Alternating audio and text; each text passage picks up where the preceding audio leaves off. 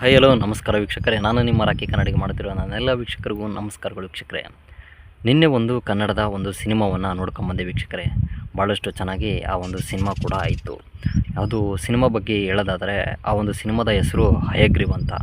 ಈ ಒಂದು ಹಯಗ್ರೀವ ಸಿನಿಮಾದ ಪ್ರೊಡ್ಯೂಸರ್ ಬಂದು ಸಮೃದ್ಧಿ ಮಂಜುನಾಥ್.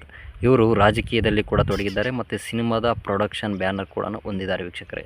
ಭಾಳಷ್ಟು ಸಿನಿಮಾಗಳನ್ನು ಪ್ರೊಡಕ್ಷನ್ ಮಾಡಿದ್ದಾರೆ ಮತ್ತು ಮುಂದೆ ದಿನಗಳಲ್ಲಿ ಕೂಡ ಇವರು ಸ್ವಂತ ಪ್ರೊಡಕ್ಷನಲ್ಲಿ ಈ ಒಂದು ಸಿನಿಮಾಗಳನ್ನು ಮಾಡ್ತಾಯಿದ್ದಾರೆ ವೀಕ್ಷಕರೇ. ಸಮೃದ್ಧಿ ಮಂಜುನಾಥ್ ಅವರು ರಾಜಕೀಯ ಜೊತೆಗೆ ಸಿನಿಮಾ ರಂಗದಲ್ಲಿ ಒಂದಿಷ್ಟು ಜನರಿಗೆ ಕೆಲಸ ಕೊಡುವಂಥದ್ದು ಒಂದು ಕಾರ್ಯವನ್ನು ಇವರು ತೊಡಕೊಂಡಿದ್ದಾರೆ.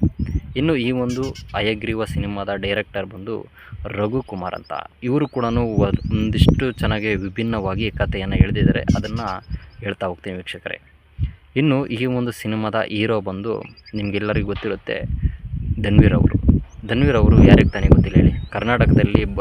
ಕರ್ನಾಟಕದಲ್ಲಿ ಇರುವಂಥ ಎಷ್ಟೋ ಜನರಿಗೆ ಇವರ ಒಂದು ಪರಿಚಯ ಕೂಡ ಇದೆ. ಯಾಕಂದರೆ ಒಂದು ಸ್ನೇಹಿತ ಅಥವಾ ಒಂದು ಮನೆಯಲ್ಲಿ ಅಣ್ಣ ಅಥವಾ ಯಾವುದೋ ಒಂದು ವ್ಯಕ್ತಿಗೆ ಸುಖದಲ್ಲಿ ಇರುವಂಥ ಸಮಯಕ್ಕಿಂತ ಕಷ್ಟದ ಸಮಯದಲ್ಲಿ ಯಾರು ಇರುತ್ತಾರೆ ಮತ್ತು ಕಷ್ಟ ಸಮಯದಲ್ಲಿ ಯಾವ ಥರ ಇರಬೇಕು ಅನ್ನೋದನ್ನು ನಮ್ಮ ಕರ್ನಾಟಕದ ಜನತೆಗೆ ತೋರಿಸ್ಕೊಡ್ತಾರೆ. ಕಾರಣ ಏನಪ್ಪ ಅಂತಂದರೆ ದರ್ಶನ್ ರವರಿಗೆ ಒಂದಿಷ್ಟು ಸುಖ ದಿನಗಳಲ್ಲಿ ಕೂಡ ಧನ್ವೀರ್ ಅವರು ಇರ್ತಾರೆ.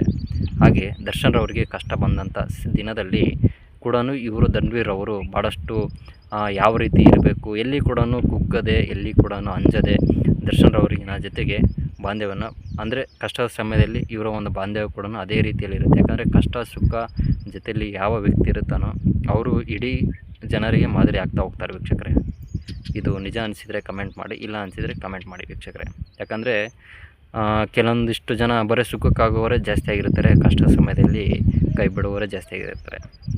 ಕಷ್ಟದ ಸಮಯದಲ್ಲಿ ಯಾರು ಕೈ ಹಿಡಿತಾರೆ ಅವರು 100 ಜನಕ್ಕೆ ಮಾದರಿ ಆಗ್ತಾರೆ ಅಂತ ಹೇಳ್ತಾ, ಇವರ ಒಂದು ಧನ್ವೀರ್ ಅವರು ಹಯಗ್ರೀವ ಸಿನಿಮಾದಲ್ಲಿ ಪೊಲೀಸ್ ಕ್ಯಾರೆಕ್ಟರನ್ನು ಭಾಳ ಅದ್ಭುತವಾಗಿ ಮಾಡಿದ್ದಾರೆ. ಮತ್ತು ಈ ಒಂದು ಪೊಲೀಸ್ ಕ್ಯಾರೆಕ್ಟ್ರು ಇವರಿಗೆ ತುಂಬ ಅಚ್ಚುಕಟ್ಟಾಗಿದೆ. ಎಲ್ಲರೂ ಕೂಡ ಒಂದು ಇಂಟರ್ವ್ಯೂಸ್ನಲ್ಲಿ ನೋಡಿದ ಹಾಗೆ ಸೇಮ್ ಟು ಸೇಮ್ ದರ್ಶನ್ ಥರನೇ ಕಾಣಿಸ್ತೀರಾ ಅಂತ ಅಂದಿದ್ದಾರೆ. ಆದರೆ ಧನ್ವೀರ್ ಅವರು ಅದಕ್ಕೆ ರಿಪ್ಲೈ ವಿಡಿಯೋ ಏನು ಕೊಟ್ಟಿದ್ದಾರೆ ಅಂದರೆ, ಯಾವತ್ತಿದ್ದರೂ ದರ್ಶನ್ ರವರು ದರ್ಶನ್ ಥರನೇ ಇರ್ತಾರೆ, ದರ್ಶನ್ ಅಣ್ಣನೇ ಅಂತ ಹೇಳಿದ್ದಾರೆ. ಯಾಕಂದರೆ ಇವರು ಯಾವುದೇ ಥರ ದರ್ಶನ್ ರವ್ರನ್ನ ಎಲ್ಲಿ ಯಾವ ಸ್ಥಾನದಲ್ಲಿ ಇಟ್ಕೊಂಡಿದ್ದಾರೆ, ಈಗಲೂ ಕೂಡ ಅದೇ ಸ್ಥಾನದಲ್ಲಿ ಇಟ್ಕೊಂಡಿದ್ದಾರೆ.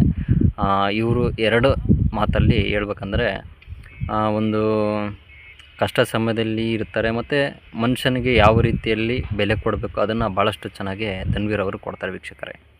ಇದು ನಮ್ಮ ಒಂದಿಷ್ಟು ಜನಕ್ಕೆ ಮಾದರಿ ಆಗ್ತಾ ಹೋಗುತ್ತೆ ಇವರ ಒಂದು ಕ್ಯಾರೆಕ್ಟರ್, ಪರ್ಸ್ನಲ್ ಕ್ಯಾರೆಕ್ಟರ್.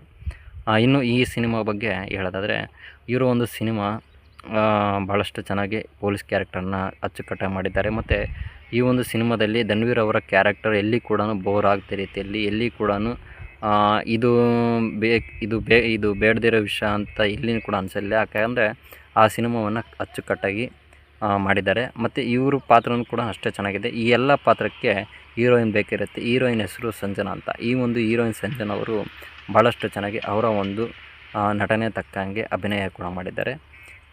ಇನ್ನು ಈ ಒಂದು ಕತೆ ಪೂರ ಸುತ್ತ ಸುಳಿಯೋದು ವಿಲನ್. ಆ ವಿಲನ್ನ ಲಾಸ್ಟಿಗೆ ಹೇಳ್ತೀನಿ. ಈಗ ನಮ್ಮ ಗಿಲ್ಲಿ ನಟ ಇತ್ತೀಚಿನ ದಿನದಲ್ಲಿ ಭಾಳಷ್ಟು ನಮ್ಮ ಕರ್ನಾಟಕದಲ್ಲಿ ಯಾವ VIP, ಯಾವುದೇ ರಾಜಕೀಯ ವ್ಯಕ್ತಿ ಮತ್ತು ಯಾವುದೇ ಸೆಲೆಬ್ರಿಟಿಗಳಿಗೆ ಇಲ್ಲದೇ ಇರುವಂಥ ಫ್ಯಾನ್ಸ್ ಕ್ರೇಜನ್ನು ಸೃಷ್ಟಿಯನ್ನು ಮಾಡ್ಕೊಂಡಿದ್ದಾರೆ ವೀಕ್ಷಕರೇ. ನೀವು ಈಗ ನೋಡ್ತೀರಿ ಸೋಷಿಯಲ್ ಮೀಡ್ಯಾದಲ್ಲಿ ಆಗಲಿ, ಎಲ್ಲೇ ಒಂದು ಫಂಕ್ಷನಲ್ಲಿ ಗಿಲ್ಲಿ ನಟನವ್ರನ್ನ ಇನ್ವೈಟ್ ಮಾಡಿದರೆ ತುಂಬ ಜನ ಸಾಗರ ತುಂಬಿರ್ತಾರೆ. ಮತ್ತು ಅವ್ರಿಗೆ ಈ ಒಂದು ದಿನದಲ್ಲಿ ಒಂದೊಳ್ಳೆ ಕ್ರೇಜ್ ಕೂಡ ಇದೆ.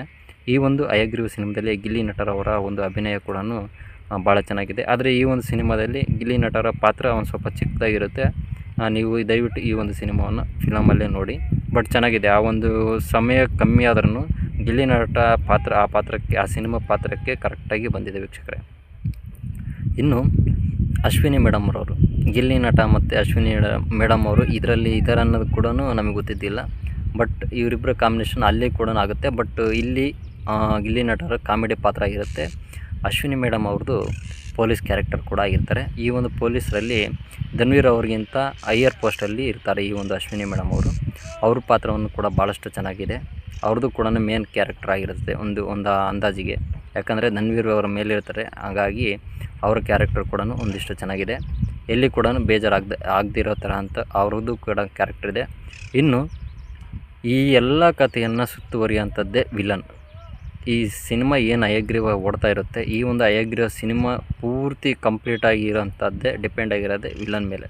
ಯಾಕಂದರೆ ವಿಲನ್ನಿಂದನೇ ಈ ಒಂದು ಕತೆ ಪೂರ್ತಿ ಹೋಗ್ತಾ ಇರುತ್ತೆ. ಆ ವಿಲನ್ನ ನಾವು ಯಾರು ಅಂತ ಅಂದರೆ ಟ್ವಿಸ್ಟ್ ಅಂದರೆ ಸಡನ್ನಾಗಿ ಇದರಲ್ಲಿ ವಿಲನನ್ನು ಬೇಗ ತೋರಿಸಲ್ಲ ನಿಮಗೆ. ಯಾಕಪ್ಪ ಅಂತಂದರೆ ಆ ಥರ ಇದೆ ಸಿನಿಮಾ. ಏನಂದರೆ ಈ ವಿಲನ್ನ ಹುಡುಕ್ತಾ ಆಮೇಲೆ ಲಾಸ್ಟಿಗೆ ಒಂಥರ ಟ್ವಿಸ್ಟ್ ಮೇಲೆ ಟ್ವಿಸ್ಟ್ ಅಂತಾರಲ್ಲ, ಅದೇ ಥರನೇ ಇದರಲ್ಲಿ ಒಳ್ಳೆ ಟ್ವಿಸ್ಟ್ ಕೊಟ್ಟಿದ್ದಾರೆ.